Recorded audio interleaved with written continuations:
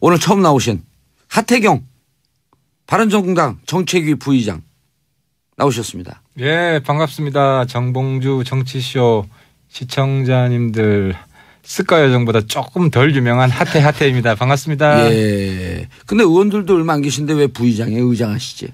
저도 잘 몰랐어요. 그런 직함이 있는지. 자, 그리고 뭐처럼 나오셨어요? 스카. 왜 이제 왔을까? 왜 안 나왔을까? 자, 스카요정 김경진 국민의당 원내 대표. 원내 부대표입니다. 원내 대표님 화나십니다. 불하셨는데 원내 이거 저 B처럼 거 원내 B 대표. B급 의원이라고 지금 은근히 또 인사하세요. 안녕하세요, 김경진 의원입니다. 예, 보는 라디오. 네, 자, 한동안 외국을 좀 나갔다가요. 아, 그래요? 사실은 이번 주부터 이제 일을 다시 이제 시동을 걸었습니다. 그래도 표준말 하시네. 외국. 보통 그 지역 분들이 애국 나갔다 그러는데. 자, 그리고 표창원 더불어민주당 의원님 자리하셨습니다. 네, 아무 직함 없는 평범한 초선 의원 표창원입니다. 예. 안녕하십니까. 은근히 겸손한 게 아니라 뭐 디스하는 것 같아요. 아닙니다. 겸손입니다. 자, 저기 카메라 보고 손 한 번씩 흔들어 주시고요. 네. 저 카메라. 예, 보는 라디오. 자, 세 분의 전문가, 스타 의원님들 모시고 함께 말씀 나누는데 민주주의 방송, 소통하는 방송, 샵 1035, 단문 50원, 장문 100원, 문자 폭탄 아니고요. 문자 세례, 문자 은혜, 문자 격려 보내주시기 바라겠습니다. 자, 문자 폭탄 얘기는 잠시 후 2부에서 나눠보도록 하고, 자, 샵 1035, 여러분들의 문자는 의원들도 춤추게 한다. 좋은 얘기야. 칭찬이든 비판이든. 하태경 의원님 멋진 말씀하셨죠? 저는 요즘 이현주 의원한테 한 말씀했죠. 근데 좀 주제가 바뀌어가지고 저는 네. 문자 폭탄을 세는 게 아니라 좀 선물 폭탄을 세는 거예요. 선물 폭탄? 문자 폭탄 그립다고 했더니 예. 완전히 청개구리 심보들인지 예. 기프트콘 있죠. 예. 그걸 지금 계속 보내주세요. 그래서 좀 그거 세는 재미에. 자랑하셨더라고요. 저도 처음부터 봤어요. 자랑. 예. 네. 커피 기프티콘. 네, 이런 거 아이스크림까지. 아니 3만 1,000원어치 보내갖고 그냥 김영란법으로 다 걸리게 만들죠. 10,000원 이하. 예. 아니 근데 그 말씀 멋있어요. 올 때 고마운 줄 알아라? 뭐라 그러셨죠? 안 오니까 그립더라. 네, 문자 폭탄 요즘 안 올 때가 오니까. 전성기다. 올 때가 전성기다. 요즘 약간 그립다. 예. 이건 제 심정이고 뭐 사람마다 다를 수 있으니까. 그렇죠. 사람과 직원은 동전의 양면이에요. 일반화하면 안 되고. 예. 알겠습니다. 저희가 내일 또 전문가들 모셔놓고 문자 폭탄에 대해서 쫙 풉니다. 2부에 다시 말씀 나누고 샵 1035로 문자 보내주시기 바라겠습니다. 자, 인사청문회 전망. 오늘 김상조 공정거래위원장 네. 청문회가 있어요? 네네. 캐스팅 보트를 쥐고 있는 국민의당 자진 사퇴하라. 입장을 냈죠? 네. 먼저 말씀하시겠어요? 아무나 먼저 하는 분 소원해. 아니 뭐 표현이 먼저 하시죠. 먼저 하는 분 소원해. 예, 그러면 제가 물론 그 약점 없는 사람은 없죠. 잘못 없는 사람도 없고요. 김상조 그 후보자에 대해서 이제까지 언론에 나온 걸 보니까 예. 가장 크게 이제 대두되는 것이 위장 전입 의혹이고요. 그 다음에 그 부인의 뭐 학원장이냐 혹은 도서관의 무보수 자문이냐 뭐 이런 부분. 그 다음에 이제 공립고등학교의 그 영어 회화 전담 강사 채용 관련해서 토익 점수 1점이 부족한데 채용이 되었다. 예. 그리고 그 고등학교에서 허위로 1점 높은 것으로 교육청에 보고했다. 이런 부분들이 이제 가장 예. 큰 줄기 같습니다. 예. 그다음에 이제 이런저런 다른 것들도 있는데 좀 오해였던 것들이 이제 정정 보도로 확인된 것들도 있고요. 그래서 물론 그 야당에서는 얼마든지 저희들도 야당 때 뭐 당연히 이런 문제 나오면 비판하죠. 비판해야 되고 그만둬라 사퇴해라. 그건 당연한 겁니다. 거기에 대해서 저는 뭐 비판해서는 안 된다고 생각을 하고요. 다만 그런 문제를 지적을 하고 공정거래위원장으로서의 청렴성, 도덕성, 직무수행 능력 이 과연 확보될 것이냐 이 부분에 대한 판단은 결과적으로는 물론 상임위에서의 청문 보고서 채택을 할 수 있느냐 얘기했고요. 하지만 그것만으로 다는 아니죠. 어쨌든 인사권자의 의지가 어떠냐가 최종적으로 결정될 테니까 가능하면 우리 그 상임위에서 혼낼 땐 혼내더라도 오해는 다 걷어내고 정말 문제가 되는 것은 좀 해명 소명을 다 듣고 그리고 그럼 채택이 되었으면 좋겠습니다. 네. 하 의원님 일단 듣는 분들 우리는 지금 다 알고 얘기하는 것 같고 또 듣는 분들도 다 아시는 것 같거든요. 근데 잘 몰라요. 이번에 국무총리는 표결을 했잖아요. 네. 공정거래위원장은 절차는 어떻게 됩니까? 그게 국회 표결 대상은 아니죠 아마. 표결 대상 일정 기간 지나면 그냥 장관이 될 수 있는 걸로 알고 있고요. 근데 이제 상임위에서 청문회는 하죠. 청문회하고 보고서는 채택이 돼야 될 거 아니에요. 채택이 안 되면 어떤 유예 기간이 있어요. 그게 뭐 3주인가 뭐 20일. 지나면은 그냥 장관이 될 수 있습니다. 임명권자가 위원장을 그냥 시키든 아니면 이렇게 국회에서 채택도 안 되고 반대 의사가 있으니 좀 처리하겠다라든지. 둘 중에 한 길을 가는 거죠. 그렇죠. 그런데 이제 그 과정에서 이제 국회하고 사이가 나빠질 수는 있죠. 근데 그건 이제 정치적인 판단인 것이고. 법적으로는 채택이 안 돼도 유예 기한이 지나면 임명권자는 그렇습니다. 임명할 수 있다. 장관 될 수 있습니다. 국무총리하고 틀리네요. 그렇죠. 국무총리는 국회 통과를 해야 되고. 국민의당 지금 통과됐으면 좋겠다. 두고 보죠 뭐. 아니 방송 끝내고 싶어요? 아니 뭐 그럴 건 아니고요. 일단 오늘 청문회 현장에서 어떻게 답변하는지 좀 보고 그러니까 이제 지금까지 제기된 의혹과 거기에 대한 이제 본인의 해명을 가지고 보면 부족하다. 그래서 일단 자진 사퇴하시라. 해명이 상당히 해명하는 자세나 태도가 좀 덜 적극적인 이렇게 판독될 수 있는 면이 있어서 어떤 면이? 가령 지금 이제 우리 청취자분들은 다 알아야 되니까 다 소개시켜 주세요. 네. 그럴게요. 그럼 당의 입장도 있는 그대로. 그러니까 지금 부동산 관련해서 거래가 신고하는데 이제 이렇게 다운 계약서 하나가 있고 그다음에 2000년인가 지금 17년 전이겠죠. 2000년인가 아마 그 논문 그러니까 정부의 보고서를 하나 냈다는 것 같아요. 그런데 그 보고서가 아마 700만 원짜리 용역 계약 보고서인데 3명이 공동으로 아마 용역을 받아서 2000년 17년 전이면 적은 돈 아니네. 700만 원이면. 적다면 적고 크다면 큰데 2000년 기준 700만 원이면 어떨까요? 적지 않아요. 그런데 문제는 그 보고서의 조사 대상 얼마가 들어가느냐에 따라 다르죠. 근데 어쨌든 그 3명이 지금 공동으로 보고서를 제출을 했는데 김상조 교수가 이제 제출하고 얼마 후에 마치 본인이 단독으로 그 내용에 대해서 조사 리서치를 한 것처럼 다른 데다 논문을 그대로 자기 단독 명의로 써먹었다는 거예요. 자기 논문 표절.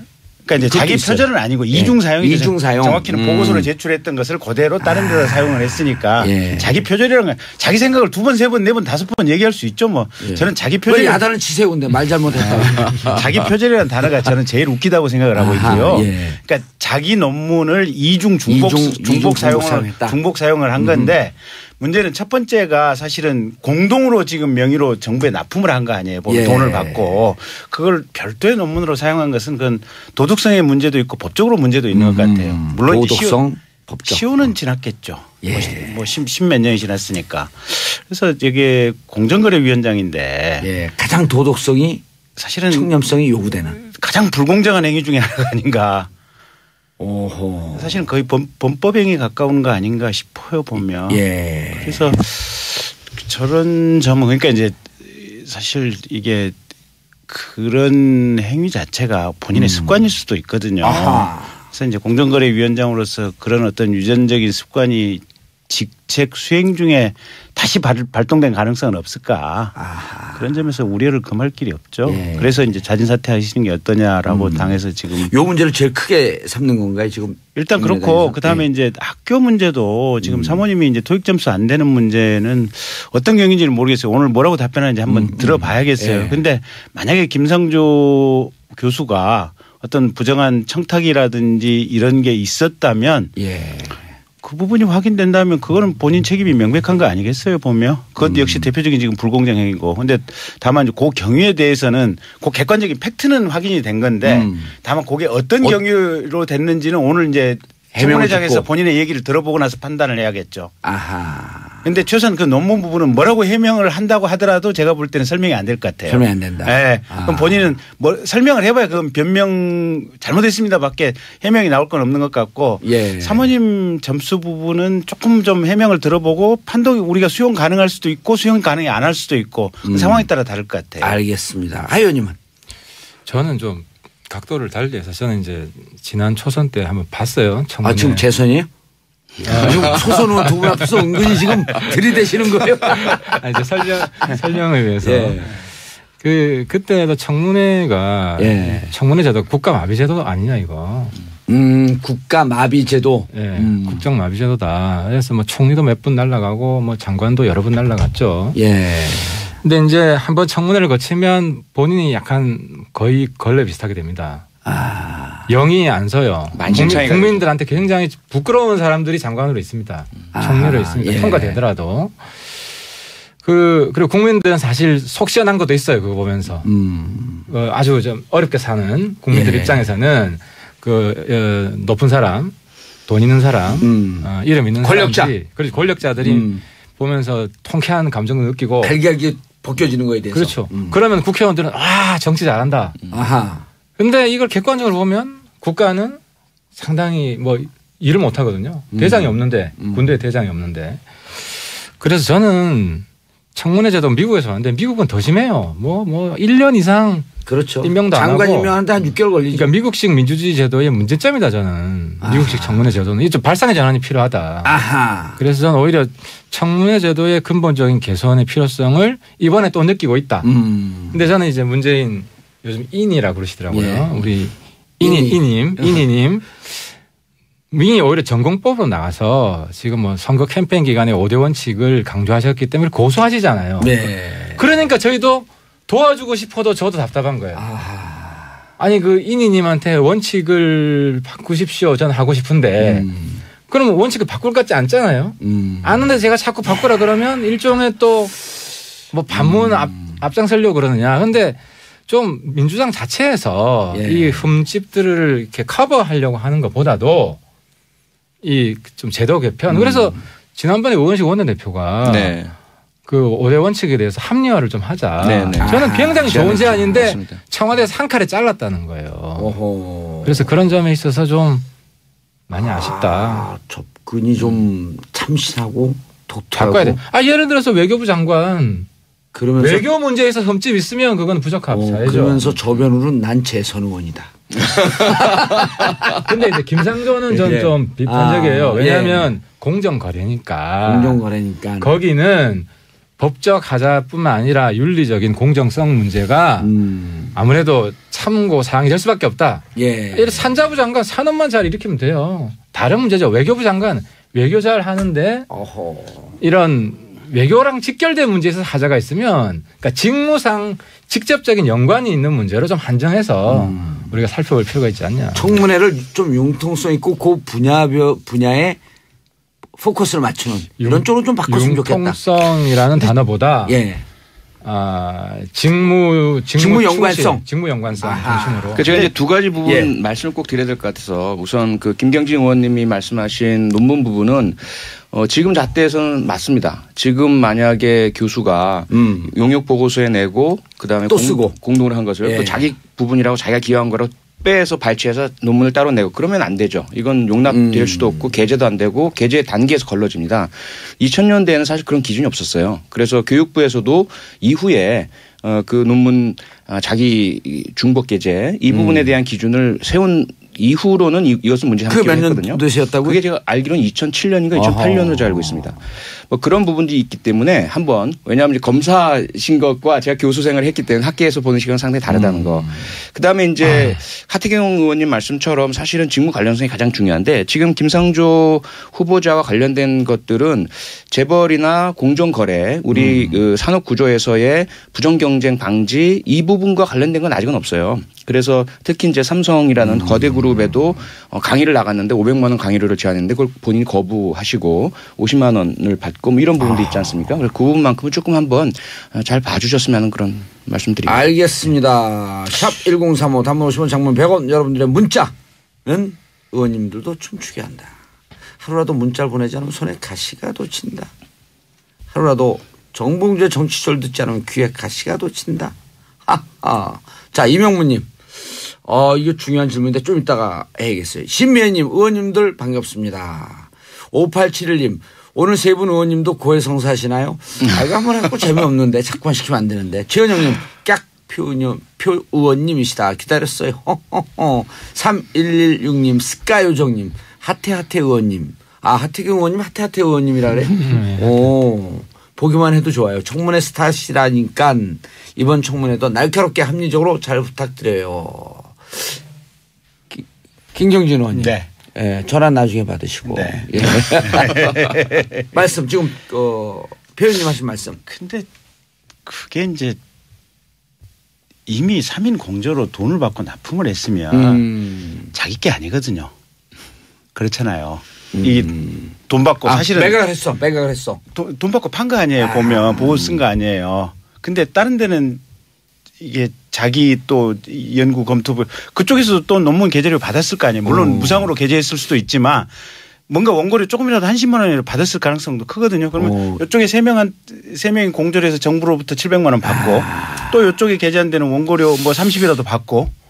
그러네. 아니요. 그러니까 그렇게 가정을 하시니까 문제예요. 아니 근데 가정인데 실제 이제 오늘 그러니까 청문회 때 물어볼 부분인데. 근데 가령 이쪽에 두 번째 게재했는데 돈을 안 받았다고 할지라도. 아니 안 받았어도 자기 명예는 판 거 아니야. 아니요. 근데 그게 좀 아셔야 될 게 뭐냐면 이 용역 보고서라는 것이 반드시 그 재산으로서 일괄 이양되는 형태인 것만은 아니에요. 예를 들어서 발명이라든지 기술 이런 부분은 당연히 그 용역 보고서에 들어간 것은 저자의 것이 아니라 돈을 받고 납품하면 그 귀속 기관이나 카피라이트 그쪽으로 넘어가는 거죠. 근데 사회과학은 좀 달라요. 이게 오히려 그 기관에서 용역 보고서를 제출하게 하고 해당되는 연구자나 교수에게 이 부분을 널리 알려달라고 해서 학회에 또 논문 제출을 하라고 요구한 데도 있어요. 저도 그런 요청을 받고 그것도 또 설득력이 있네. 용역 보고서 제출한 적이 있어요. 두 분 얘기가 다 설득력이 있는데. 그래서 그 부분 한번 따져보십시오. 한번 제가 볼 때는 가정만으로는 없어요. 아니요. 그건 아닙니다. 가정만으로 말씀하시면 만약에 이게 따져보세요. 제목만 바꿔서 똑같은 내용으로 했다고 하면 이중계제다라고 하면 저는 본인이 뭐 인정하고 사과하면 저는 용서해줘야 된다고 봅니다. 그래서 의원님이 아니 이거는 직무 능력이랑 여당으로 8년 있다가 아직 야당 성향이 없으신 건 아닌가? 저는 여당에 있을 때도 야당이었고 늘 야당스러우신데 근데 이제 저는 야당이 이 지금 뭐 저 자유한국당에서는 저희들 보고 이중대 한다고 하는데 저는 1.5중대가 맞다고 봐요. 아니 잘하는 건 잘한다고 하고 못하는 건 못한다 하고 그리고 어쨌든 정권이 성공하도록 도와줘야 돼요. 그러니까 정말 못하는 거는 근데 못하는 거는 바로 잡아서 잘하게 해줘야. 그래서 정권만 운영이 되면 1의 성공인데 야당이 시너지를 해줘서 1.5 성공을 해줘야 된다.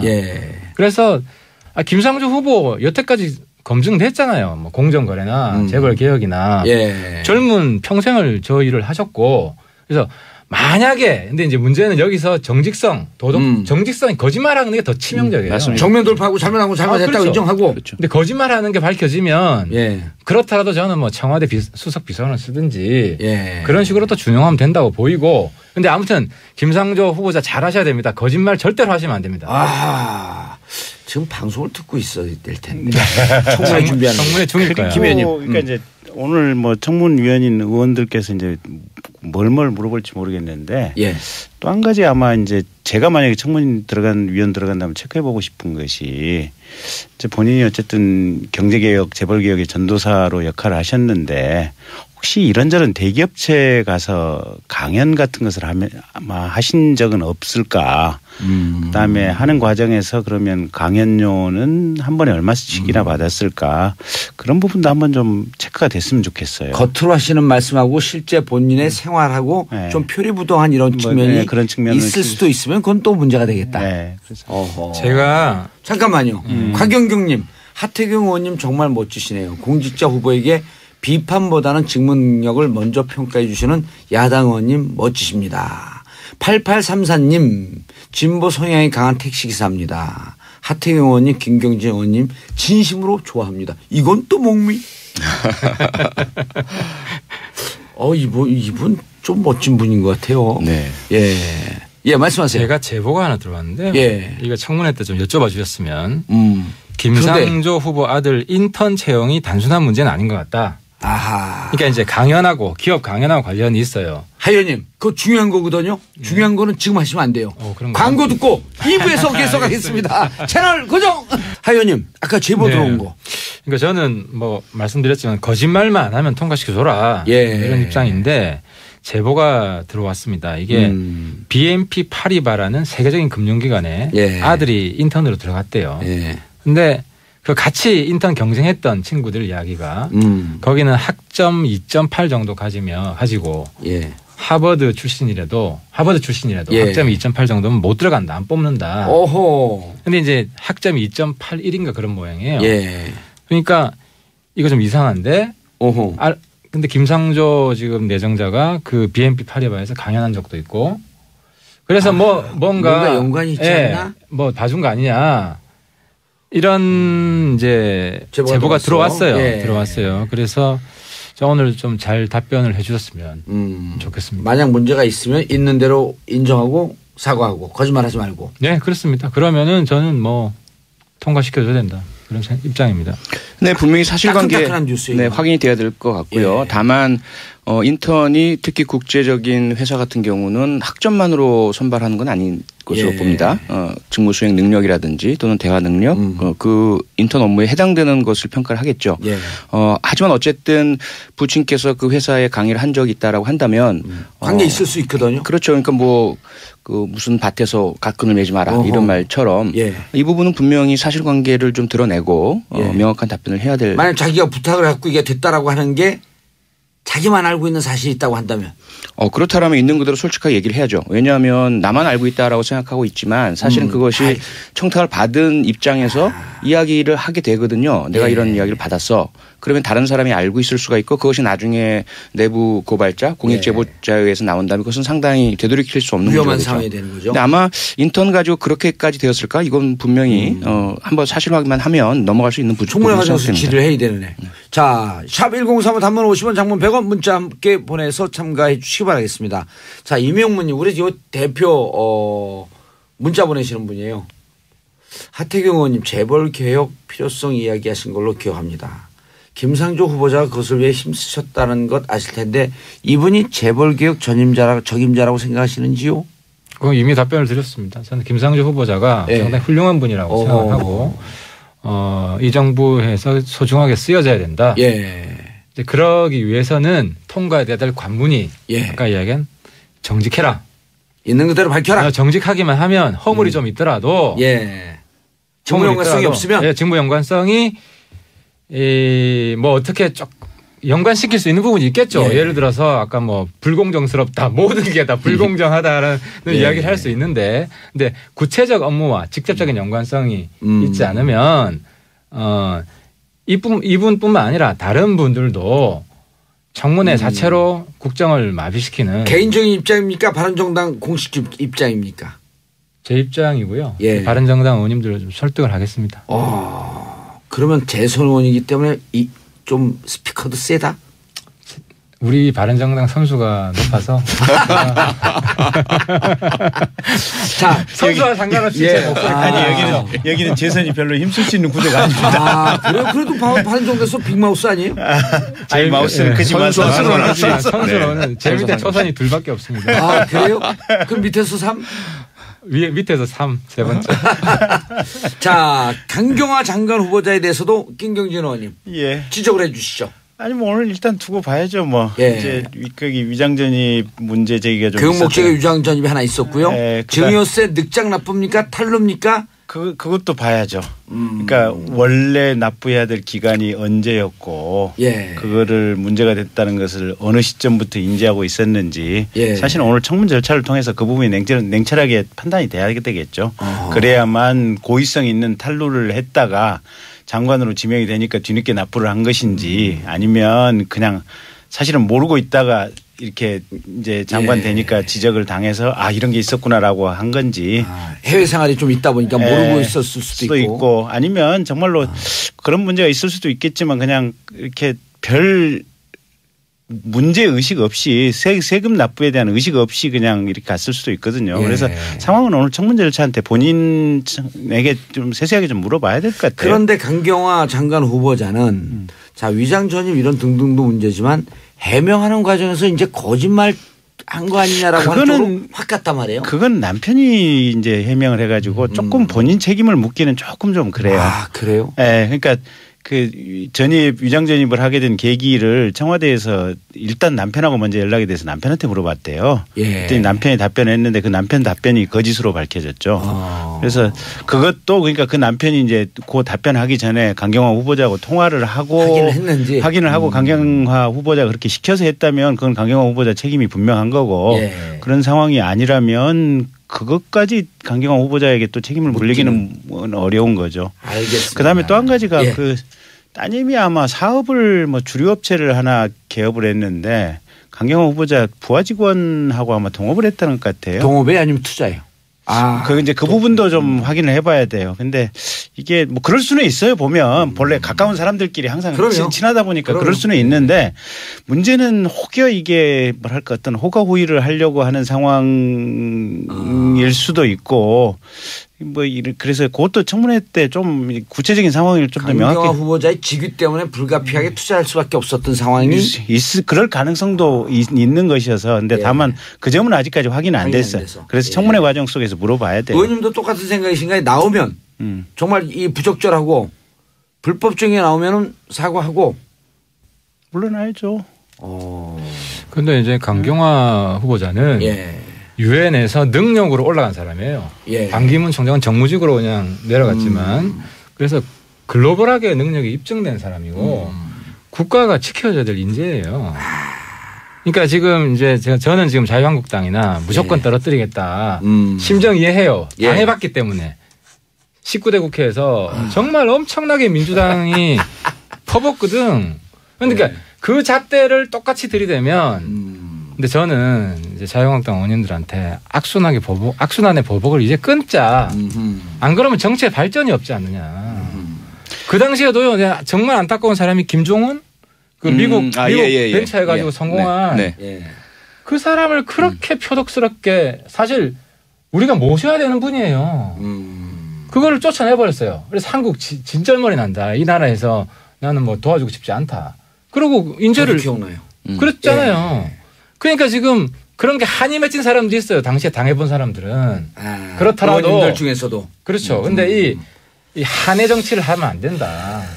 끊자는 거죠. 근데 저는 조금 비슷할 수도 있는데 약간 좀 다른 게 뭐냐면 가령 요번에 이제 총리 같은 경우는 보면 이제 사모님의 위장전입 문제였잖아요. 물론 사모님 잘못했어요. 왜냐하면 좋은 군의 학교에 이제 어떻게 보직을 받기 위해서는 그러니까 잘못을 했는데 대부분 우리가 이제 국회라든지 우리 정치권 전체 우리 사회 전체가 합의를 해서 최소한의 어떤 이 인사청문회 양형 기준이랄까 어떤 이 판단 기준 판독 기준을 일단 정해놓고 두 번째는 이 판독 기준에서 이렇게 보면 그 어떤 분명히 저촉이 되면 아웃시켜야 돼요. 가차없이. 왜냐하면 아까도 얘기했다시피 어떤 그런 사고를 치는 유전인자라든지 과거에 그런 사고를 쳤다면 그 직무하고 관련이 있든 없든 뭔가 이렇게 또 같은 사고를 칠 반복적 개연성이 있어요. 검사 출신이니까 잘하실 거 아니야. 우리가 사람 보면 위험한 말씀이십니다. 그럼 반헌법적인. 반헌법적이긴 하지만 우리가 심정을 가질 수 있다. 이게 이 공직자들이 어떻게 보면 사람이잖아요. 사람이고 중요한 것은 이 정말 국가를 위해서 엄정하게 잘할 사람이 필요한 거예요. 리스크가 있으면 배제하는 게 좋아요. 대한민국의 인구는 5천만이고 그렇죠. 그중에 그 해당 영역의 전문가와 능력 있는 사람은 그래도 최소한 몇십 명 몇백 명은 돼요. 딱 거기에 하나에 집착하는 것도 사실은 그것도 이상한 생각이에요. 보면. 저는 김경진 의원님 말씀 듣는데 제가 전과가 많잖아요. 그러니까 무서워. 막 찔리시죠. 검사님 막 그 충분한 것 같아요. 다음부터 잘하겠습니다. 잘하세요. 정권자 차별에 좀 위험성이 항상 있습니다. 보면 우리 이제 정치인들끼리지만 나만 보고 얘기하지 마세요. 정치인들끼리지만 그 정치인이 정치하는 패턴이 있어요. 말로 사고 치는 정치인은 맨날 말로 사고 쳐요. 주로 보면 여기 세 분이 좀 그러니까 그래서 어떤 하나의 일단 우리가 원칙과 기준을 정해야 되지만 뭐가 딱 그 기준을 정해서 거기를 넘어가는 문제가 있다고 하면 그건 또 추후에도 발생 가능성이 있다라고 보고 우리가 판정을 해야 돼요. 알겠습니다. 표 의원님까지 해서 예. 국회가 지금 5대 기준 이 합리화를 해야 된다. 그래서 난 원내대표들이 만나갖고 얘기를 했습니다. 그래서 문재인 대통령을 설득해야 돼요. 그걸 좀 수정을 해라. 왜냐하면 문 대통령 입장에서는 자기가 2번 지금 반복해서 원칙이라고 확인한 거를 스스로 바꾸기가 어렵잖아요. 그러니까 오늘 그 우원식 원내대표한테 요청해갖고 이런 정말 왜냐하면 여기 있는 분들이 더 세요. 인기나 인지도로 따지면 여기 있는 분들이 더 위야. 제가 보기에는. 그래서 제안해서 이런 제안이 있으니 원내대표끼리 만나고 머리를 맞대고. 그리고 지금 현재 일단은 그 문 대통령과 비서진에서 국정기획자문위에서 먼저 그 수정 계획을 발표를 했고요. 그다음에 국회에서 만들어 주신다면 수용하겠다 이런 태도는 말씀하셨으니까. 그럼 여기 있는 분들이 국민의 그렇게 될 것 같습니다. 거기는 미래지향적으로. 자문기획위 국정기획자문위. 거기는 임명직이에요. 물론 그렇죠. 의원님들도 들어가 있지만 제일 힘센 사람들이 선출직. 그럼요. 여기 있는 분들이 하셔야죠. 한국당 빼고 나머지 뭐 4당만 합의해도 되니까 3당이구나 4당인가 아무튼. 자 그런데 여기 계신 분들은 인지도도 높고 또 문자 세례하고도 친하고 문자 폭탄 문자 은혜하고도 친하신 분들인데 문자 얘기가 요즘 계속 나와요. 그래서 애청자분인데 이런 말이 들어왔어요. 1198님 이현주 의원께서 가족 협박이 참여 민심이냐고 법적 대응 얘기하던데 문자 내용이 어느 정도 심하길래 그럴까 싶네요. 그리고 이현주 의원이 발표한 걸 보면 주말 동안 문자 10,000통 받았는데 내용의 성적 비하, 가족 협박 이런 게 많았다. 이건 좀 문제가 있지 않아요 이렇게 되면? 그러니까 저는 저도 뭐 살해 협박도 받아보고 표창원 의원이 똑같을 거예요. 네네. 아 진짜 받아보시잖아요. 살해 협박을 받았죠. 지금 당장 근데 왜 살아계세요? 문자뿐만 아니라 음성까지도 와요. 근데 이제 그거보다 더 심한 게 저는 성적인 여성. 왜냐하면 살해 협박만 실제로 도끼 들고 칼 들고 오는 사람 없거든요. 뭐 무장공비 아니면. 근데 이현주 의원은 이거는 좀 다른 문제예요. 그래서 그 이현주 의원한테 가해지는 문자의 질이 퀄리티가 굉장히 상처를 줄만 하고 그다음에 또 그게 있어요. 제 청문회 때 최순실 청문회 때 제 옆에 앉은 지금 한국당이지 의원님인데 말 한마디 잘못했어. 실시간으로 협박 문자가 오는 거예요. 그 다음날 청문회는 그만뒀어요. 그러니까 많은 의원님들이 여기 계신 분들 다르지만 여기 계신 분들도 멘탈 갑인데 뭐 그 정도는 버티는데 오히려 다수 의원님들은 못 견뎌요 그런 걸. 살면서 그런데 적응이 안 돼가지고 그래서 저는 그 부분은 앞으로 국회의원이 되려면 멘탈 훈련을 기본적으로 해야 된다. 하지만 여성 의원들한테 이렇게 비겁하게 하는 것은 우리 사회가 좀 규탄을 하고 저건 안 된다. 물론 저는 국민의당에서 법적 대응을 저는 해야 된다고 봅니다. 이 경우는 저는 법적 대응을 남자들은 하지 말고 여자들 법적 대응하는 건 허용해주고 보호해주자. 그 이야기를 해주고 싶어요. 표 의원님도 살해 협박 받아봤어요? 저는 뭐 살해 협박뿐만 아니라 지금 도끼 들고 가니까 거기 있어라. 그 나체 그립 때문에. 그때도 그랬고 그 전에 명단 공개 때도 그랬고 저는 상당히 오래됐어요. 제 전화번호는 일찍이 일베에 공개가 되었기 때문에 일베 친구들이 뭐 제 딸, 제 아내에 대한 저희 집 앞에서 사진 찍어서 공개도 하고 맞아. 그래서 좀 오래 단련이 됐죠. 그러다 보니까 원래 경찰 출신이잖아요. 그렇기도 하고요. 그 전에 저는 뭐 연쇄살인범한테도 살해 협박을 당했으니까. 그런. 그럴 때 무서웠겠어요? 처음에는 이제 그러니까 앞서 하태경 의원님 말씀처럼 실현 가능성 문제거든요. 이게 무섭냐 안 무섭냐는 그냥 허풍하는 거면 무서울 필요가 없어요. 근데 실제로 이것이 실현 가능하냐의 문제인데 그 당시에 그 교도소에 수감되어 있는 사형수인 연쇄살인범이 상당히 심각한 말로 표현할 수 없는 그 표현을 사용하면서 제 가족에 대한 살해 협박을 했는데 문제는 본인은 못 나오잖아요. 그래서 이건 말도 안 되라고 했는데 저희 그 당시 아주 허름한 그 관사에 살고 있었는데 그곳에 번호판을 띈 승합차가 와서 제 딸아이 혼자 있을 때 침입 시도한 적이 있었어요. 그러다 보니까 이게 연결되어서 막 상상이 되어지면서 혹시 교도소에 같이 있던 놈이 사주를 받고 하지 않나. 누구를 시켜서. 그렇죠. 이제 그런 이제 지금 그 행해지는 정치인들에 대한 건 사실은 실현 가능성이 없다고 볼 수가 있어요. 하지만 그 받으시는 분 입장에서는 공포스러우실 수가 있죠. 그다음에 이제 성적인 부분도 저야 뭐 아무리 별의별 합성을 다 했지만 전혀 위동도 않으니까 그다음에 제 가족을 건드리는 거예요. 그래서 정말 힘들었지만 제가 이제 드리는 말씀은 뭐냐면 적응이란 하태경 의원님도 적응이란 말씀을 쓰셨는데 우리가 연예인과 좀 다르잖아요. 연예인들은 정말 민감하고 그렇게 공격하면 안 됩니다. 예. 아주 끔찍한 일도 일어나고요. 맨갑이 좀 없어요. 또. 예. 없죠. 근데 우리 정치인들은 먼저 우리 유권자들께 다가서는 사람들이잖아요. 우리 번호도 공개하기도 하고 그리고 그런 분들은 되게 어떤 자극이 될 만한 정치적인 행동을 용감하게 하시니까 조금 수용을 해 주시고 다만 문자 보내시는 분들도 그런 협박성이거나 성적인 부분들은 전혀 효과가 없으니까 하지 마셨으면 좋겠습니다. 그리고 항의할 때도 기본 예의를 좀 지키면서. 그렇죠. 그게 효과가 있죠. 항의 받아봤어요? 칭찬만 받아봤지 맨날. 김 의원님은. 저희는 국민의당은 그때 12월 2일 날 탄핵 발의 그때 1차 안 한다고 그래가지고 국민의당 전체에 문자 폭탄 그때 한참 쏟아졌죠. 저 때문에 많이 겪으셔가지고 공개했지. 저 한번 깠지. 저 엄청 혼내줬어요. 국민의당 의원님들이. 무서워. 검사님 무서워요. 아이 왜 그러세요. 근데 다 맞아요. 정말 이게 이제 문자 폭탄을 받으면 실행 가능성은 없기 때문에 겁은 안 나요. 솔직히 겁은 안 나는데 일단 욕설 들으면 기분 좋은 사람은 하나도 없어요. 기분이 굉장히 나쁘고. 저 같은 경우는 아예 이 댓글 안 봐요. 그다음에 안 보고 살아 그냥. 근데 두 번째는 이제 저희들도 이렇게 되면 이 수밖에 없어요. 뭐냐면 문자 폭탄 받는 용으로 핸드폰 하나 만들어 놓고 실은 이제 내밀하게 국회의원이나 이제 방송국 관계자하고 통화를 할 때를 위한 이제 번호를 뭐 하나 더 개설해서 이제 거기만 살짝 알려준다든지 뭐 이런 식으로 할 수밖에 없어요. 또 그것까지 찾아갖고 그럼 또 계속해서 이어가야죠. 뭐 유심 바꾸고 뭐 이럴 수밖에 없는데 이 자리에서 전화가 오면 그러니까 확인할 수밖에 없어요. 문자가 들어오면 그렇죠. 확인할 맞아요. 수밖에 없는데 맞아. 일을 하다가 문자 띡 들어오면 요거 보고 또 일을 하다가 뭐 이게 사실은 이게 보면 국가 전체적으로 보면 저희들이 공직자잖아요. 국가를 위해서 연구를 하고 정책을 검토하고 낭비다. 정말 낭비예요. 거기다가 이게 숫자가 많으면 많은 대로 이거 확인하는데 너무 많은 시간이 들어가고 숫자가 적은데 욕설이 되게 들어가 있으면 하면서 스물스물 올라와서 일이 잘 안 돼요. 전 아직까지도 미확인 문자가 1,800개 남아있어요. 이 자리에서 한 가지 우리 경찰 부탁하고 싶은 게 문자 폭탄은 괜찮은데 식칼 폭탄 보내신 분 꼭 좀 잡아주세요. 식칼을 보냈어요 집으로? 식칼을 사시미 떠드시라고 그런 거 아닐까? 사무실에. 택배로요? 그렇죠. 그러니까 택배가 아니고 본인이 가지고 놓은 거야. 본인이. 사무실 그 앞에 하태경 곧 죽는다. 아이고.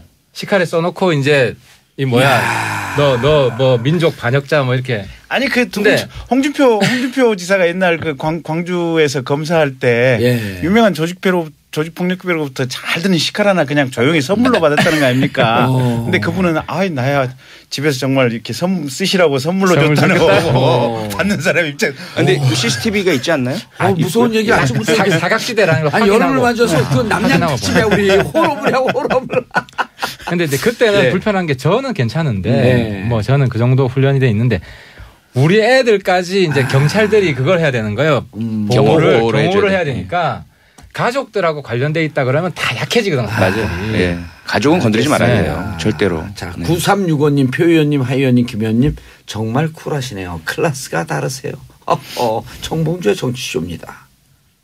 내 얘기할 때가 아닌가. 자, 유미님 남자도 상처받아요. 의원님들도 저희가 지켜드릴게요. 자, 좀 민감한 문제인데 정유라 구속. 다들 전문가 아니세요? 검사님 이제 나만 보고 노려보고 좀 야단치지 말고 정유라 어떻게 하실 거예요? 아니 판사님은 어떻게 하지 제가 뭘 어떻게 해요. 정치 구속되나요? 구속영장 청구하면?